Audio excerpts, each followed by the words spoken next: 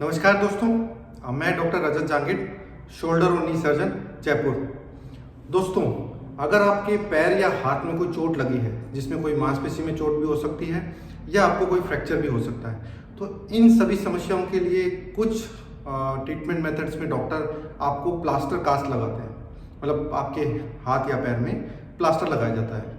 तो ये प्लास्टर के बाद में आपको काफ़ी कुछ ध्यान रखना पड़ता है, जिससे आपकी जो रिकवरी है वो पूरी तरह से सुरक्षित हो सके। तो दोस्तों, आज की वीडियो में हम जानेंगे कि प्लास्टर कास्ट में क्या आपको करना चाहिए और क्या आपको नहीं करना चाहिए। सबसे पहले जान लेते हैं कि प्लास्टर में आपको क्या क्या करना चाहिए। सबसे पहले बहुत ज़रूरी है कि आप उस पार्ट को जिसमें प्लास्टर लगाया गया है, चाहे वो हाथ हो या पैर हो, उसको बिल्कुल ऊंचा रखें।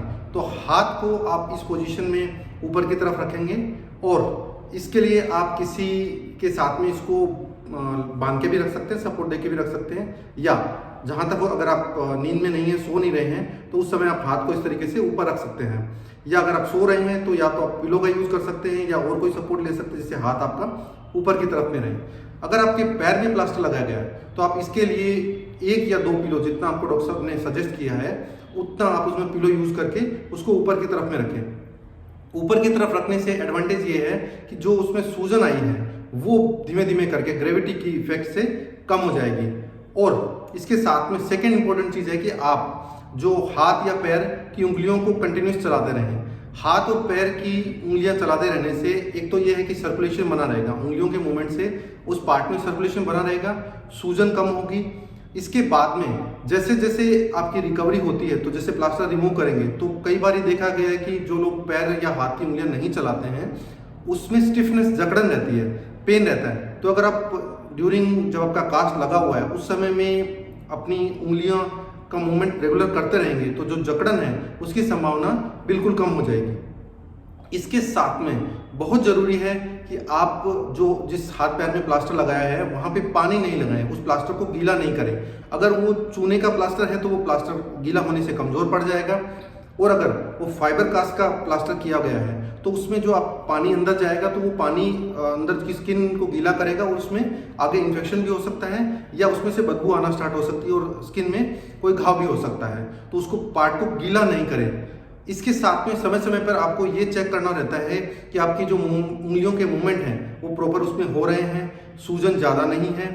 इसके अलावा जो प्लास्टर में कहीं पे कोई क्रैक या टूट फूट तो नहीं हो गई है, ये सारे ध्यान आपको रखने पड़ते हैं। आइए दोस्तों, अब जान लेते हैं कि प्लास्टर कास्ट के साथ में क्या चीज़ें नहीं करें। तो आमतौर पे देखा गया है कि प्लास्टर में पसीने से या किसी और कारण से अगर मरीज को खुजली आती है तो वो किसी नुकीली चीज़ से, पेन से, पेंसिल से या किसी और नुकीली चीज़ से उसमें खुजाने की कोशिश करते हैं। तो ये बिल्कुल भी नहीं करें। इससे आपकी जो स्किन है उसमें घाव हो सकता है, उस घाव में इन्फेक्शन भी हो सकता है, उसमें से बदबू आना स्टार्ट हो सकती है। तो ये बिल्कुल ध्यान रखें, किसी भी नुकीली चीज़ से उसको खुजाएं नहीं। इसके अलावा ये देखा गया है कि कुछ लोग उसमें टैल्कम पाउडर लगाते हैं, परफ्यूम लगाते हैं, तो ये भी आप बिल्कुल नहीं करें क्योंकि इससे भी आपकी खुजली आना स्टार्ट हो सकती है।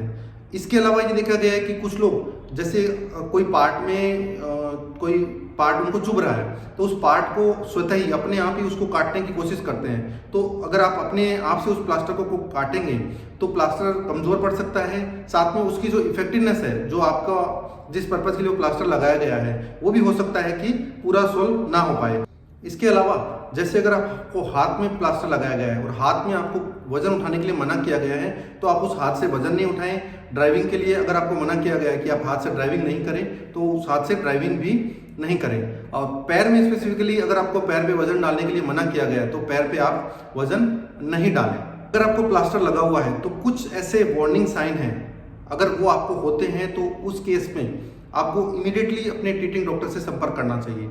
जैसे कि आपके प्लास्टर आपको बहुत टाइट महसूस होता है, आपको लगता है कि मैं फिंगर मूवमेंट कर रहा हूँ लेकिन अभी भी ये बिल्कुल टाइट है, मैं मूवमेंट करने में भी मुझे बड़ी समस्या आ रही है, मूवमेंट करने के बाद में और या दर्द की टेबलेट लेने के बाद में भी मेरा दर्द ठीक नहीं हो रहा है, या फिर आपके हाथ में बहुत ज़्यादा स्वेलिंग आ गई है, या हाथ में बहुत ज़्यादा झंझनाहट महसूस हो रही है, सुनपन महसूस हो रहा है, या आपकी उंगलियां या जो टोज हैं पैर के वो नीले पड़ गए हैं, तो इस केस में आपको डॉक्टर से इमीडिएटली संपर्क करना चाहिए।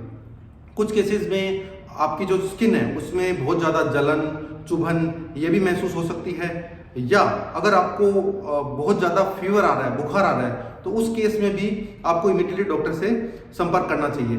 ये कुछ वार्निंग साइन है, मतलब आपके प्लास्टर में कुछ समस्या हो सकती है जिसको कि डॉक्टर की सलाह की आपकी बहुत ज़्यादा अर्जेंट जरूरत है, जिससे कि प्लास्टर के साथ में आपको जिस भी इंजरी के लिए, चाहे आपकी मांसपेशी की इंजरी हो या कोई फ्रैक्चर हो, जिसके लिए आपको प्लास्टर लगाया गया है, उसमें आपकी रिकवरी है पूरी तरह से सुनिश्चित की जा सके। तो दोस्तों, हमारे चैनल से जुड़े रहने के लिए हमारे चैनल को लाइक करें, शेयर करें, सब्सक्राइब करें।